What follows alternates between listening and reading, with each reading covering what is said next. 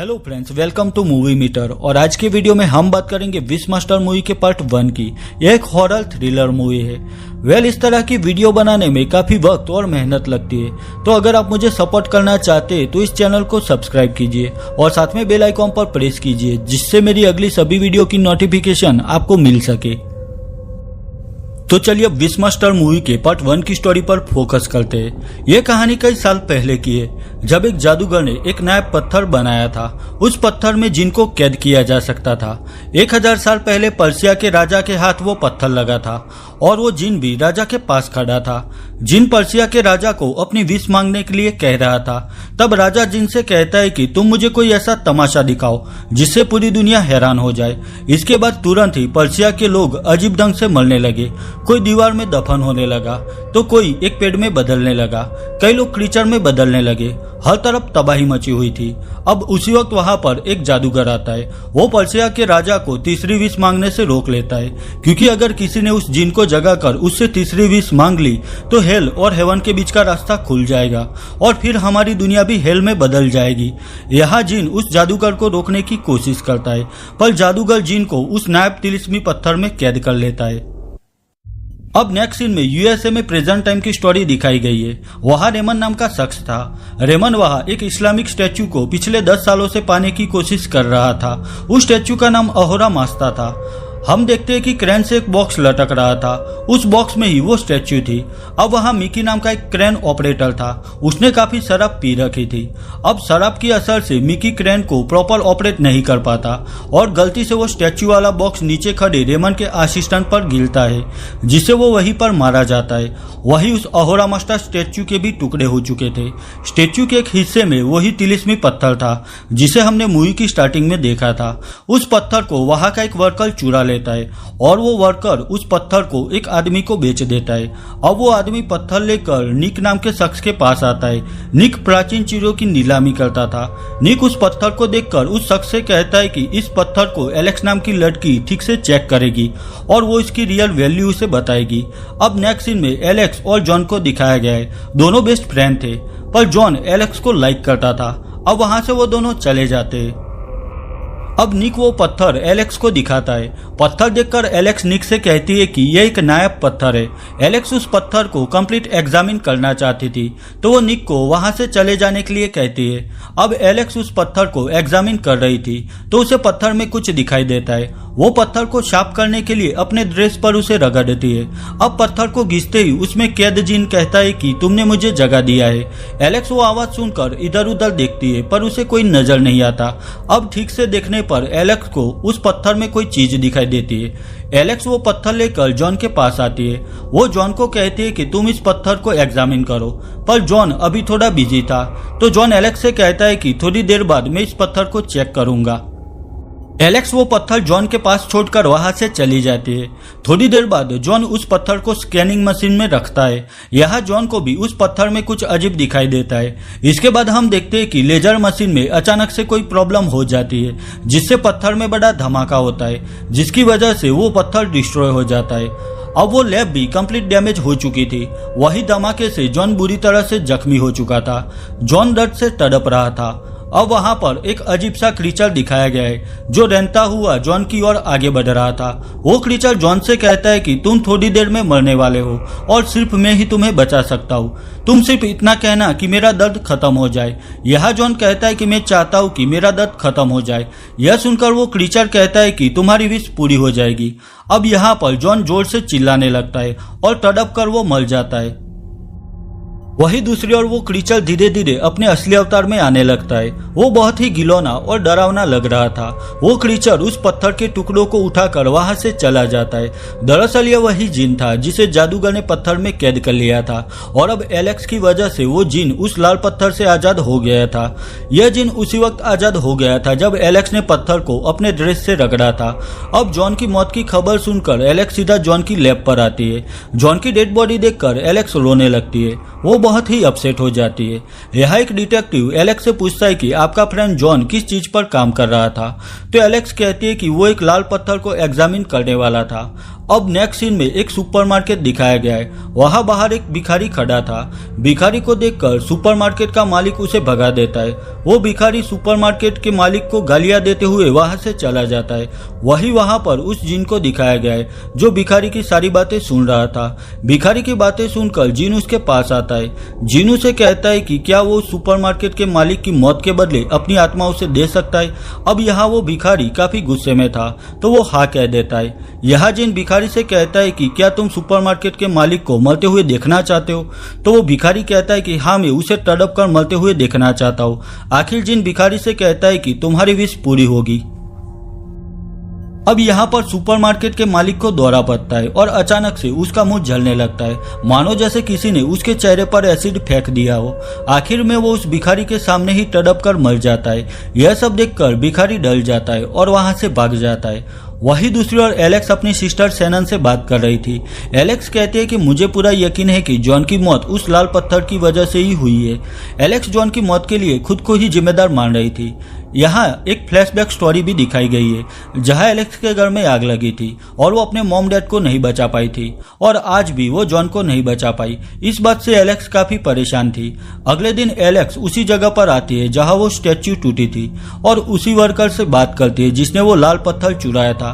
वो worker Alex से कहता है कि उसे वो पत्थर मूर्ति के अंदर मिला था। यहाँ वो वर्कर एलेक्स से कहता है कि वो स्टैच्यू रेमन नाम के शख्स की थी। आखिर एलेक्स रेमन से मिलती है। रेमन उसे एक जगह पर लेकर आता है। रेमन एलेक्स से कहता है कि उसे स्टैच्यू कलेक्ट करने का शौक है और वो यहाँ अहोरा मास्टर स्टैच्यू को भी लाना चाहता था। रेमन कहता है कि वो स्टैच्यू खास थी और उसे सोर्स ऑफ इविल माना जाता था।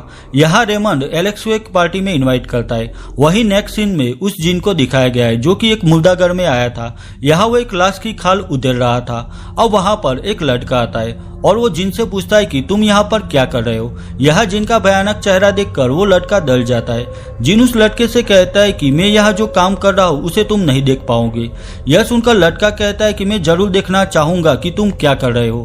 अब उसी वक्त उस लड़के की आंख गायब हो जाती है। लड़का डर से चिल्ला रहा था। वही हम देखते हैं कि जिन उस लाश के चेहरे की खाल निकालकर उसे अपने चेहरे पर चिपका देता है और अब वो जिन एक इंसान के अवतार में आ जाता है।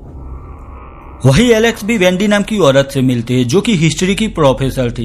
दरअसल रेमन ने ही एलेक्स को वेंडी से मिलने के लिए कहा था। एलेक्स वेंडी को उस लाल पत्थर के बारे में बताती है।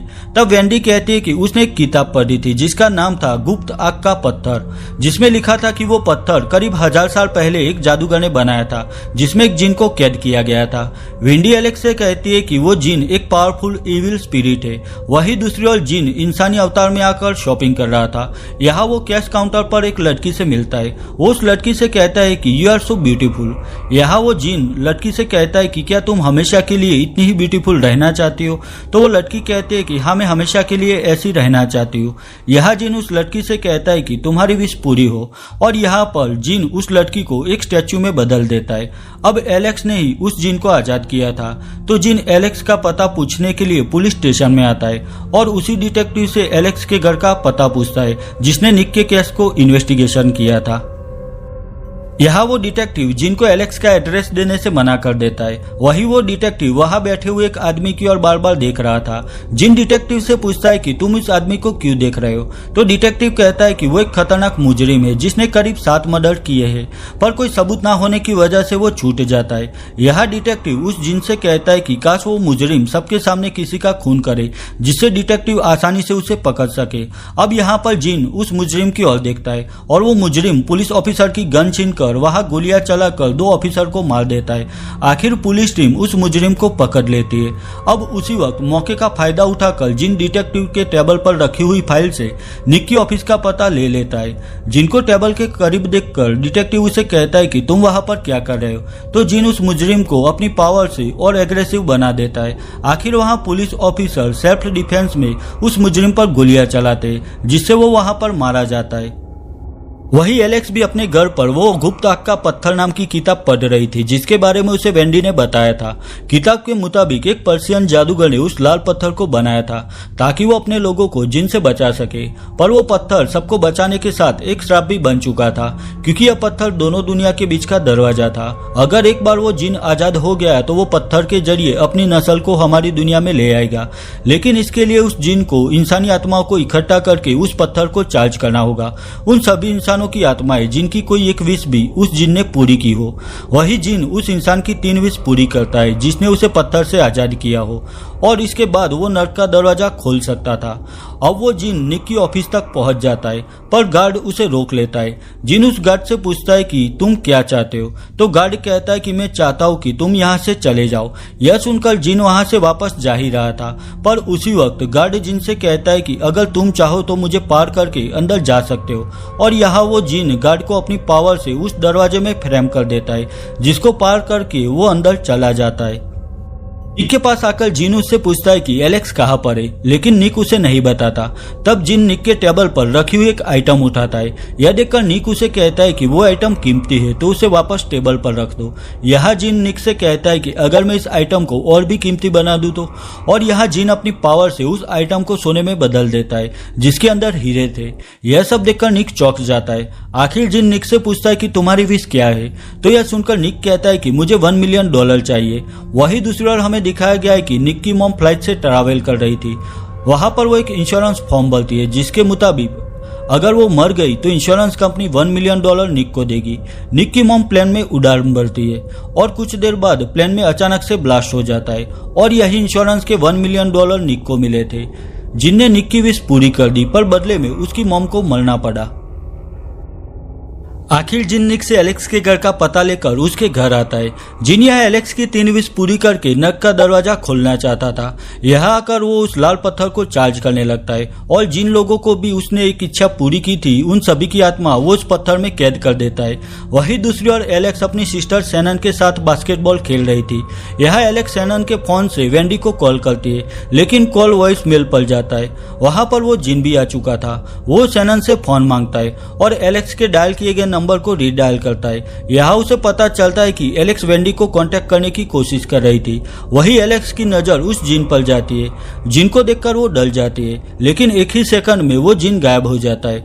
डरी हुई एलेक्स वेंडी के पास आती है और उसे सारी बात बताती है। वेंडी एलेक्स से कहती है कि यह बस तुम्हारी कल्पना है, और अगर यह बात सच है तो तुम इस विश मास्टर से मुकाबला नहीं कर सकती। अब एलेक्स वहां से जाने लगती है। तभी हम देखते हैं कि जिन ने वेंडी का रूप लिया था और वेंडी को बेरहमी से मार डाला था। जिन एलेक्स से कहता है कि वेंडी ने विश मांगी कि मैं तुम्हारे असली रूप को नहीं देखना चाहती, तो मैंने तो बस उसकी विश पूरी की। आखिर यहाँ जिन अपने असली रूप में आकर एलेक्स से उसकी 3 विश पूछता है, पर एलेक्स कहती है कि मेरी कोई विश नहीं है। यह जिन एलेक्स से कहता है कि मैं 3 की जगह तुम्हारी 4 विश पूरी करूंगा। यह एलेक्स गुस्से में जिन से कहते हैं कि तुम अपना सिर उड़ा दो, तो यहाँ जिन गन से गोली चलाकर अपने सिर को उड़ा देता है, पर वो इमॉर्टल था तो फिर से ठीक हो जाता है। यह जिन फिर से एलेक्स को अपनी बाकी 3 विश मांगने के लिए कहता है, तो एलेक्स जिन से कहती है कि मैं जानना चाहती हूँ कि आखिर तुम क्या हो। तो जिन एलेक्स को अपनी दुनिया में ले जाता है, जहां हम इंसानों की कैद की गई आत्माओं को तड़पते हुए देखते हैं। जिन कहता है कि मैं किसी का दर्द हूँ, किसी की चीख या फिर निराशा हूँ। वो कहता है कि इंसान जो पाना चाहते वो उसे नहीं मिलता तो वो लोग निराश हो जाते हैं। अब यहाँ जिन एक डरावना क्रीचर एलेक्स के पीछे छोड़ देता है, तो एलेक्स यहाँ अपनी जान बचाकर भागती है। वही जिन एलेक्स से कहता है कि वो एलेक्स की बहन सैनन के पास जा रहा है, तो यहाँ एलेक्स जिन से कहती है कि मैं अभी तुम्हारे बगैर अपने घर वापस जाना चाहती हूँ। आखिर वो अपने घर वापस आ जाती है। यहाँ वो अपनी सिस्टर सैनन को बुलाती है, पर सैनन घर पर नहीं थी। वहाँ एलेक्स को एक नोट मिलती है जिसमें सैनन ने लिखा था कि वो रेमन की पार्टी में जा रही है, तो एलेक्स भी अपनी कार लेकर रेमन की पार्टी में पहुंच जाती है। यहाँ वो देखती है कि वो जिन भी उसका पीछा करते हुए रेमन की पार्टी में पहुंच गया था। यहाँ जिन रेमन से बात कर रहा था। उस वक्त रेमन कहता है कि मैं चाहता हूँ कि यह पार्टी इतिहास में यादगार बन जाए, तो जिन उसकी ख्वाहिश पूरी कर देता है। यहाँ हर तरफ मौत का खेल शुरू हो जाता है। पार्टी में मौजूद हर इंसान की दर्दनाक मौत होने लगती है। यहाँ सब लोग अपनी जान बचाकर भाग रहे थे।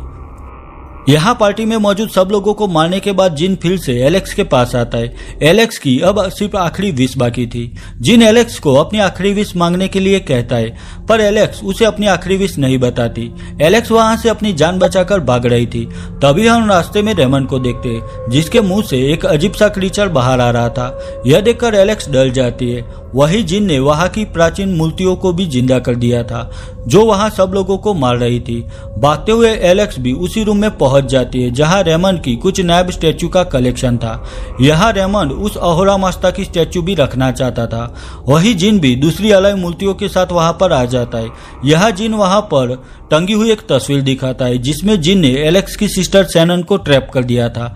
यहाँ जिन उस तस्वीर में आग लगा देता है और उस लाल पत्थर को चार्ज करने लगता है, क्योंकि अब यहाँ पर एलेक्स जल्द ही अपनी आखिरी विश मांगने वाली थी।